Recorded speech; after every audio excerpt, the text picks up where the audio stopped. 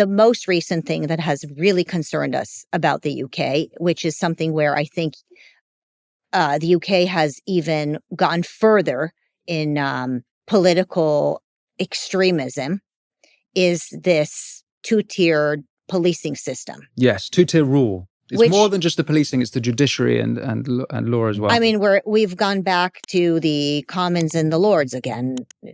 Almost. It's because it's kind of a postmodernist version of that.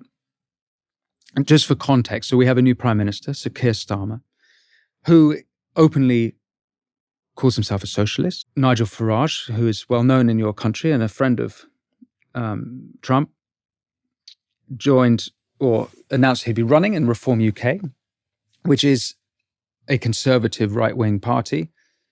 It is populist. I've interviewed Nigel and asked him about this, and he is against the failure of the elite. In our case, it's the metropolitan Westminster elite who have the globalist worldview mindset. It's only been about 4 months now that he's been in charge. One of the many failures, as well as doing nothing about immigration, is this two-tier rule that you described. Now, when it comes to populism, everyone agrees that populism exists, but we don't all agree on what it means. As we discussed earlier, Nancy Pelosi seems to think it means demagoguery. She's wrong about that. Two-tier rule is curious because we all agree on what it means, which is that different groups are treated differently by the legal system based on their identity. But we don't all agree that it exists. Keir Starmer denies that it exists. Even some conservatives, like, for example, our former Home Secretary, Priti Patel, she denies that it exists. So I need to make the case, and I've got some of the details because it's so astonishing that I need to get these details right because you wouldn't believe them. So, for example, Lucy Connolly, who's the wife of a Conservative councillor, has been sentenced to 2.5 years in prison for racist tweets that were deemed to be inciting violence in the time of the English riots. Her tweet was, "Mass deportation now. Set fire to all the fucking hotels, full of the bastards for all I care. While you're at it, take the treacherous government and politicians with them.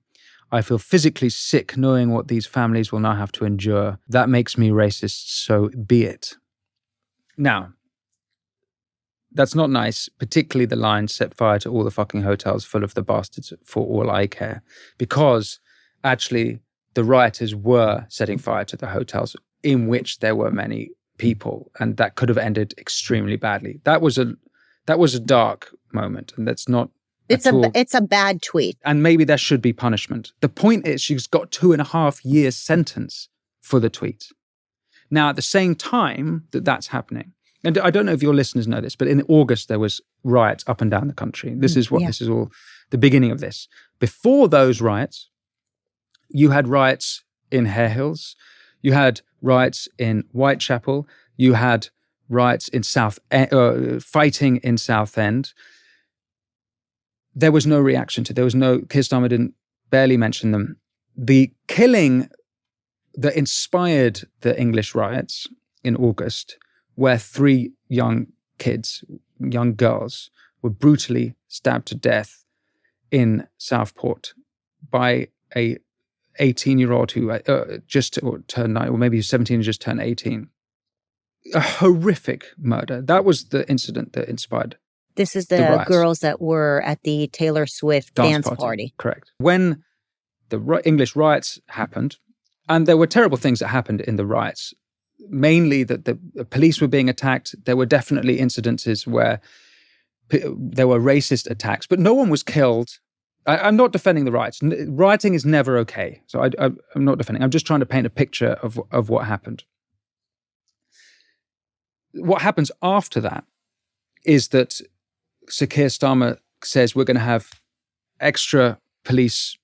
We're going to hurry these through the judiciary, and we're going to have quick justice. Well, it's been very severe justice.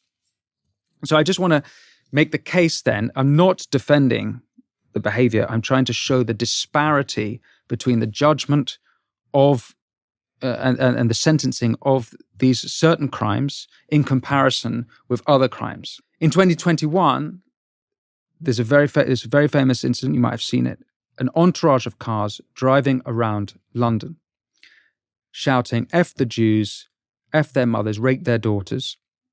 These people, on megaphones going around the Jewish part of North London. Nothing. No punishment. Not at all. So this is a sense of two-tier.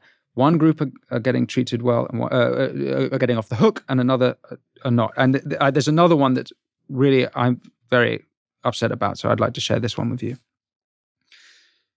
There's a fella called Adam Smith Connor who was criminally convicted for praying outside an abortion clinic. It's cost him thousands in legal fees and probably will bankrupt him. And he's been criminally convicted. For praying. For praying outside an abortion clinic.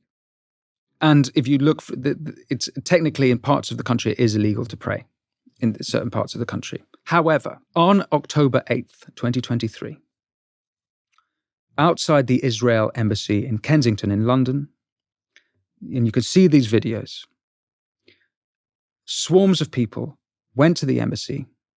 They were not just celebrating.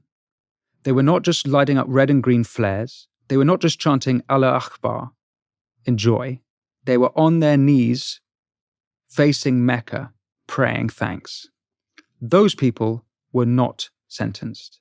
But the Christian guy who was praying... The Christian guy praying inside his head, outside an abortion clinic, he has been criminally convicted. This is two-tier system.